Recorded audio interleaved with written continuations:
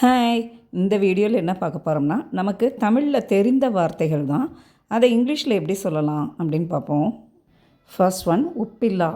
ஒப்பில்லானா matchless, incomparable, அதாவது ஈடு இணை இல்லாதது, அது கூட எதையும் ஒப்பிடவே முடியாதது. அதுக்கு எக்ஸாம்பிள், தாயின் அன்பு ஒப்பில்லாதது. A mother's love is incomparable. A mother's love is incomparable. Thirukkural ஒப்பிலா இலக்கிய படைப்பு, அதாவது அதுக்கு ஈடு இணையே இல்லை.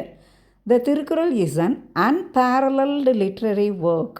The Thirukkural is an unparalleled literary work.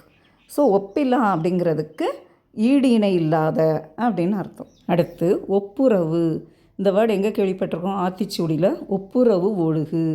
ஒப்புரவுனா ஒரு கோஆப்ரேஷன், சப்போர்ட் ஆர் அசிஸ்டன்ஸ். ஒற்றுமையாக இருக்கணும், அதர்வைஸ் ஒருத்தங்களுக்கு சப்போர்ட் பண்ணணும், ஹெல்ப் பண்ணுறது, இது எல்லாத்துக்குமே ஒப்புரவு. மாணவர்கள் ஒப்புரவுடன் செயல்பட வேண்டும். Students should work with cooperation. Students should work with cooperation. ஆசிரியர்களின் ஒப்புரவால் நிகழ்ச்சி சிறப்பாக நடைபெற்றது. The program was a great success because of the teachers' assistance. The program was a great success because of the teachers' assistance. ஒப்புமை. ஒப்புமைனா similarity, அதாவது ஒற்றுமையாக இருக்கிறது. இந்த இரண்டு படங்களுக்கும் ஒப்புமை உள்ளது. These two pictures have similarities. அதாவது ரெண்டுமே சேம் ஆகியிருக்கு. These two pictures have similarities. ரெண்டு படத்துக்கும் ஒரு ஒற்றுமை இருக்குது. அவர்களின் சிந்தனையில் நிறைய ஒப்புமை உள்ளது. அதாவது ஒப்புமைனா சிமிலாரிட்டி, சேம்னு சொன்னேன்னா there are many similarities in their thinking. There are many similarities in their thinking. இது எல்லாருக்கும் தெரிஞ்சது தான். ஒப்பம். ஒப்பம்னா சிக்னேச்சர், கையெழுத்து. இந்த ஆவணத்தில் உங்கள் ஒப்பம் தேவை. Your signature is required on this document. டாக்குமெண்ட்னா ஆவணம். Your signature is required on this document. ஒப்பம் இல்லாத ஆவணம் செல்லாது.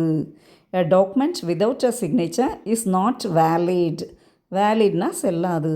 A document without a signature is not valid. இதுவே எல்லாருக்கும் தெரிஞ்சது தான். ஒப்பந்தம். ஒப்பந்தம்னா ஒரு கான்ட்ராக்ட், இல்லைன்னா டீலிங். நாங்கள் ஒரு ஒப்பந்தத்தில் கையெழுத்திட்டோம். We signed an agreement. We signed an agreement. அவர்கள் ஒரு புதிய ஒப்பந்தம் செய்தனர். இந்த இடத்துல ஒப்பந்தம் நம்ம டீலிங் அந்த மாதிரி வச்சுக்கலாம். They made a new deal. They made a new deal. ஒப்பனை.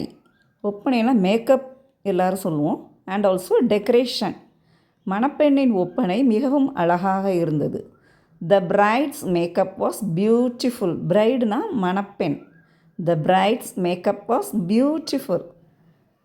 மேடை ஒப்பனை அருமையாக இருந்தது. The stage decoration was excellent. The stage decoration was excellent. So ஒப்பனை அப்படிங்கிற வார்த்தைக்கு மேக்கப் அண்ட் ஆல்சோ டெக்கரேஷன். ஒப்பாக அப்படின்னா ஈக்குவலி, சமமாக. சட்டத்தின் முன் அனைவரும் ஒப்பாக உள்ளனர். Everyone is equal before the law. Everyone is equal before the law. வாய்ப்புகள் அனைவருக்கும் ஒப்பாக வழங்கப்பட வேண்டும். வாய்ப்புகள்னா opportunities. Opportunities should be given equally to everyone. Opportunities should be given equally to everyone. ஒப்புக்காக சொல்லாத அப்படின்னு சொல்லுவோமா? அதாவது தானாக மனசால் சொல்லாமல் அடுத்தவங்களுக்காக சொல்கிறது, அதான் ஒப்புக்காக. ஒப்புக்காக மன்னிப்பு கேட்காத. Don't apologise just for the sake of it. அப்பாலஜைஸ்னால் மன்னிப்பு. Don't apologise just for the sake of it. ஒப்புக்காக பேசாமல் மனசார பேசு. Don't speak just for formality. Speak sincerely. Don't speak just for formality. Speak sincerely. ஒப்பித்தல், ஒப்புவித்தல், இதெல்லாமே என்னென்னா டு ரிசைட் ஃப்ரம் மெமரி. அதாவது ஒப்பிக்கிறது, மனசில் பதிய வச்சு அதை அப்படியே திரும்ப சொல்கிறது. மாணவர்கள் திருக்குறளை ஒப்பித்து சொன்னார்கள். The students recited. ரிசைட்டட்னா ஒப்பிக்கிறது. The students recited the Thirukkural from memory. The students recited the Thirukkural from memory. ஒப்புக்கொள், ஒத்துக்கொள், ரெண்டு ஒன்று தான். அக்செப்ட்னா ஏற்றுக்கிறது, அட்மிட்னா ஒத்துக்கிறது. தவறை ஒப்புக்கொள். Admit your mistake. Admit your mistake. நான் என் தோல்வியை ஒப்புக்கொள்கிறேன். I accept my failure. I accept my failure. Okay viewers, தமிழில் ஒப்பு அப்படின்னு ஆரம்பிக்கிற நிறைய வார்த்தைகளுக்கு இங்கிலீஷில் என்னென்னலாம் மீனிங் இருக்குது, அதை எந்த மாதிரிலாம் நம்ம யூஸ் பண்ணலாம் அப்படிங்கிறத பார்த்தோம். இதையுமே உங்கள் டே டு டே லைஃப்பில் யூஸ் பண்ணுங்கள் அண்ட் ஸ்பீக் இங்கிலீஷ் கான்ஃபிடென்ட்லி.